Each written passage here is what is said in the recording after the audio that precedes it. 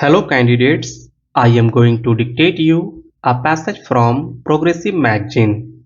So please get ready for the dictation. The dictation will start after 15 seconds.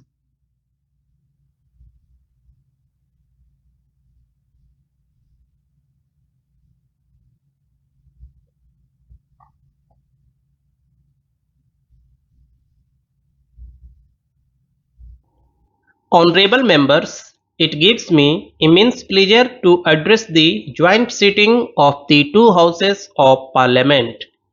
In the annals of our democracy, 2019 is an important milestone. We, the people of India, are celebrating the 150th birth anniversary of Mahatma Gandhi, the father of the nation, this year. 13th April this year will also mark 100 years of the tragic massacre at Jallianwala Bagh.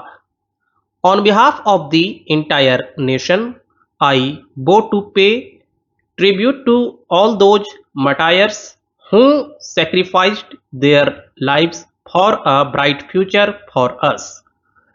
This year, our country will also celebrate the 70th anniversary of the Constitution Day.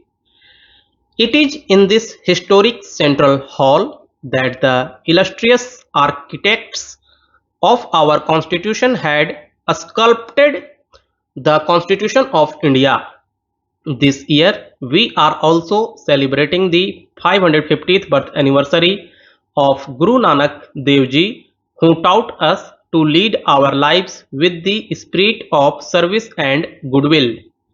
I am glad that our country is following the dreams of Gandhi Ji to build an inclusive society based on ethics and principles.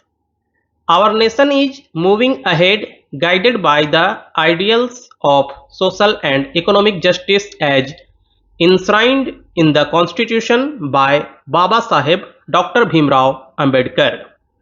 The efforts of my government clearly reflect a belief in an egalitarian society as espoused by Dr. Ram Manohar Lohia, the torchbearer of public conscience against the politics of exploitation. Honorable members, prior to the 2014 general election, the country was passing through a phase of uncertainty. After the elections, my government assumed charge and vowed to build a new India. A new India with no place for imperfect, corrupt, and inertia ridden, carved, shaped systems.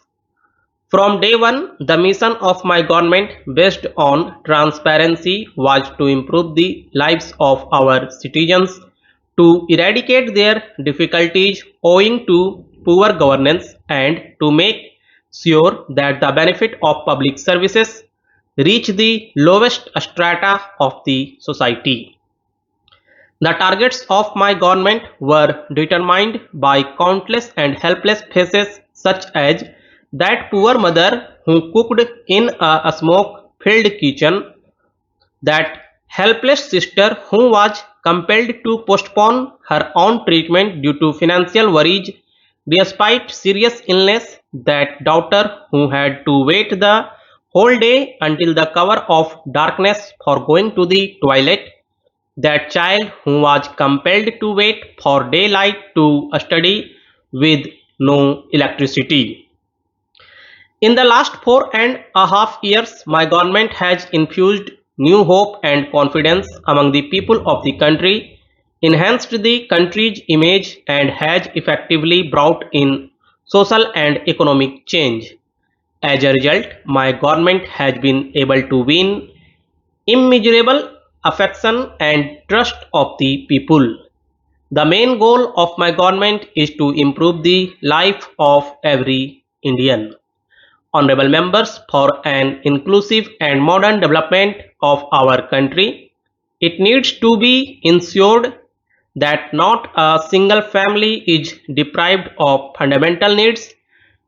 My government, which is sensitive to the needs of the common people and understands their pain, has prioritized provision of basic amenities, addressed health concerns of the people, and implemented the government schemes at an unprecedented pace after restructuring them.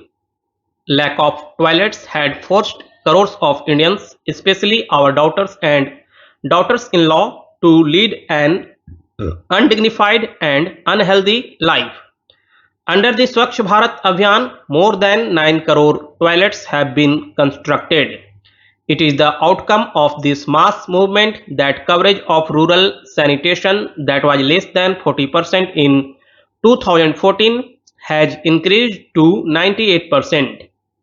According to an assessment, because of the toilets built, numerous poor persons have been spared of various kind of diseases and more than 3 lakh lives have been saved.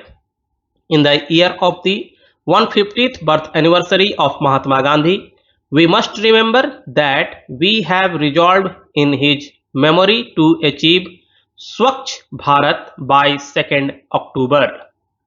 Honorable members, many of our mothers, sisters and daughters used to suffer from various illness because of smoke-filled kitchens, which also affected health of the entire family, and much of their effort and time were spent in collecting firewood.